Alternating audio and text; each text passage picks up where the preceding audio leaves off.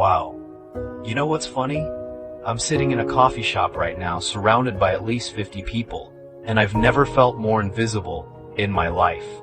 There's a couple 2 tables over, sharing earbuds and laughing at something on her phone. The barista knows everyone's order by heart. That group of friends in the corner, they've been here for 3 hours, and their conversation never stopped flowing. And here I am, checking my phone every 30 seconds like I'm waiting for something important. But really, I'm just trying to look busy, so no one notices that I'm the only person here eating lunch alone. Again, you want to know the truth? I have 847 followers on Instagram. My last post got 156 likes. I'm in 12 different group chats.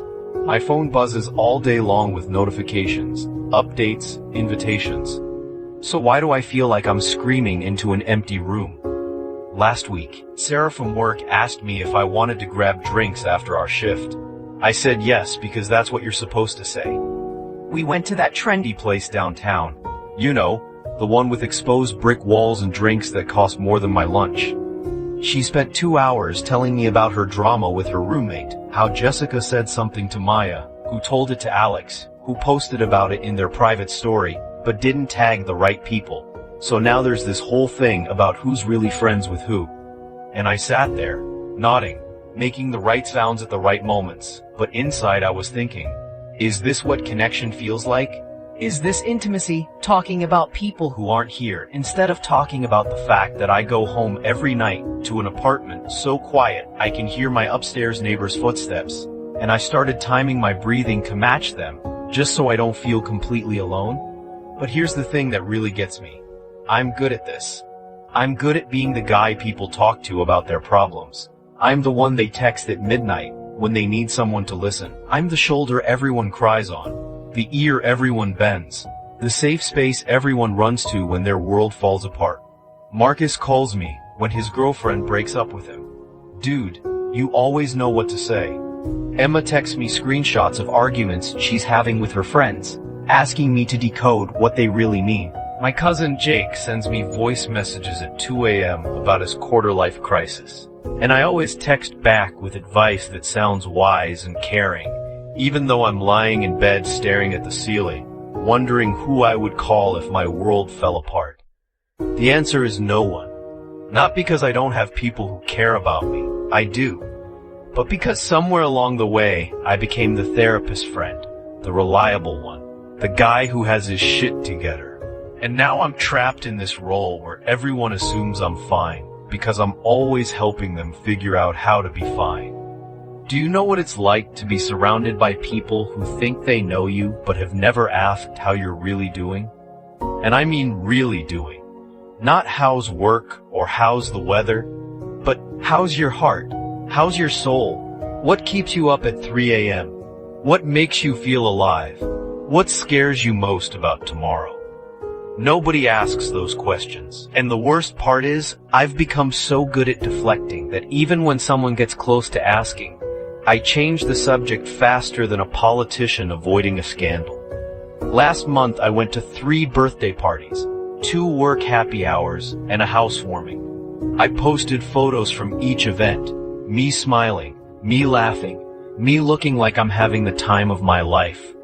The captions were perfect. Great night with amazing people. So grateful for these humans. Life is good. But what I didn't post were the photos of me afterward, sitting in my car in the parking lot for 20 minutes trying to work up the energy to drive home to my empty apartment.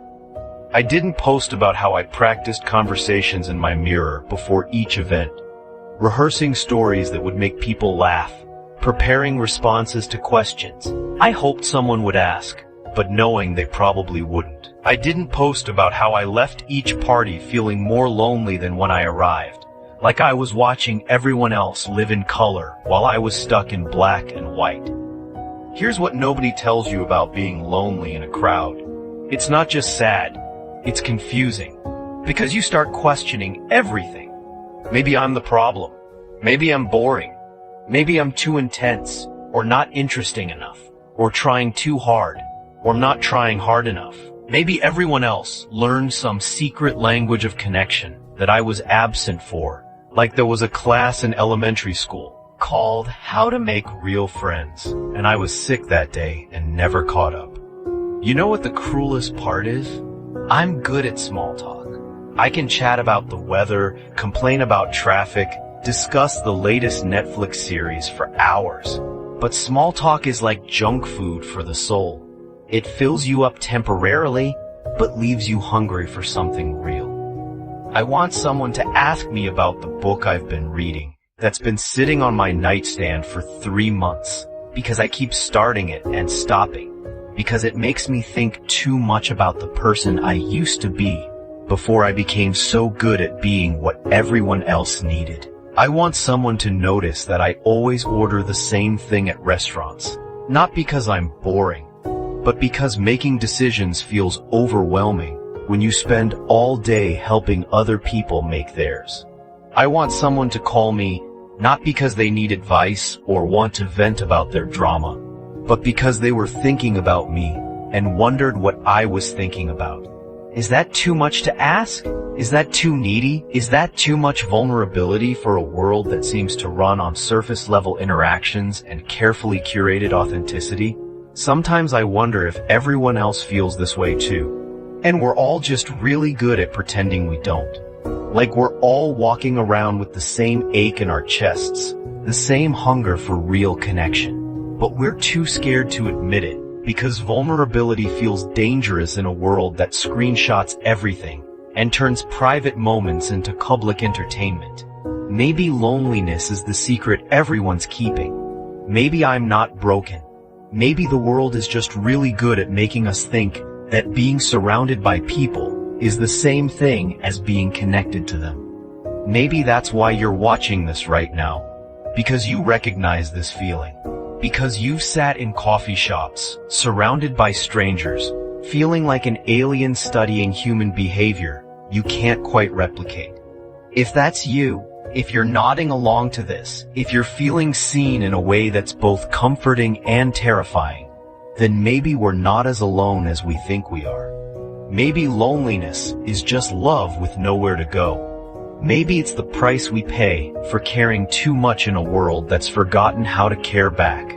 But maybe, and this is what I'm holding on to on the really dark days, maybe admitting we're lonely is the first step toward not being lonely anymore. Maybe saying it out loud, even to strangers on the internet, is how we start building the connections we're all starving for.